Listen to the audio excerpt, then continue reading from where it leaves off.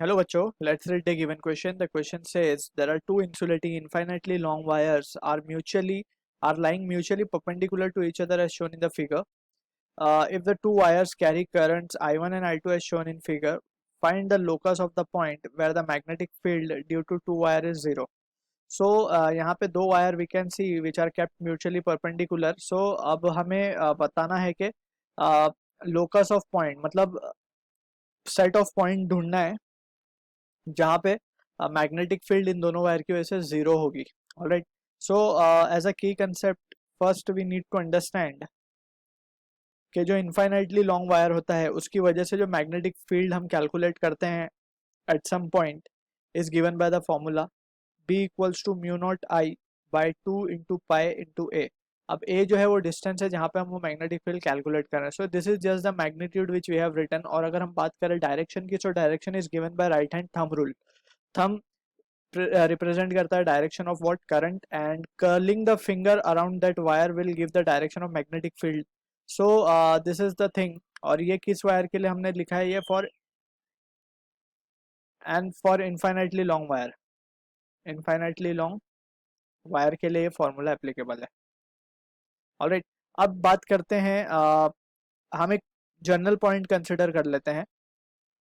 Let suppose हमने point P मान लिया जो कि एक्स एक्सिस से ए दूरी पे है और वाई एक्सिस से बी दूरी पे, और इस पॉइंट पे हमने मान लिया कि नेट मैग्नेटिक फील्ड जो है due to both the wire is zero. Alright, so अब यहाँ पे हम क्या करेंगे, net magnetic field.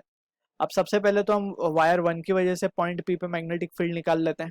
Alright, so we can say magnetic field at P due to I1 wire जिसमें I1 करंट फ्लो रहा है बेसिकली. ऑलराइट, सो हम क्या लिखेंगे, B1 bar will be equals to mu naught I1 लिखा जाएगा यहाँ पे divided by 2 into pi into distance क्या है वो B है. So we will put B over here क्योंकि इस वायर से इस पॉइंट का डिस्टेंस क्या है, इट इज B. और डायरेक्शन की अगर बात करें, सो थंब को हम I1 के डायरेक्शन में और फिंगर कर्ल करेंगे तो पॉइंट E पे इन्वर्ट जाएगा. सो इन्वर्ट को हम क्रॉस से रिप्रेजेंट करते हैं. Similarly magnetic field at P due to current carrying wire I2 की वजह से अब हम लिखेंगे.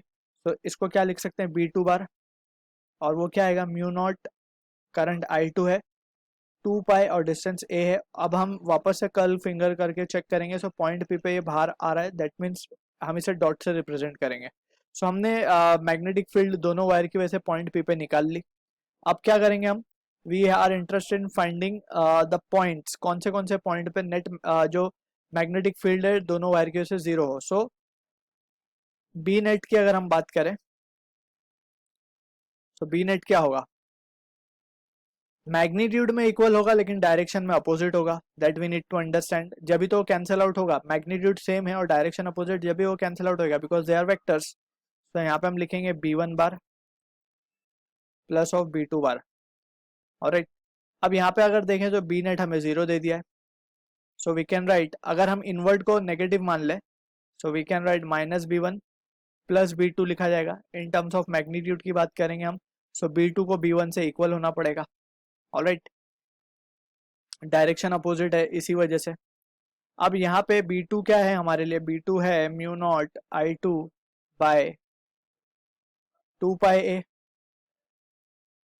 And that will be equals to mu naught I1 by 2 pi B.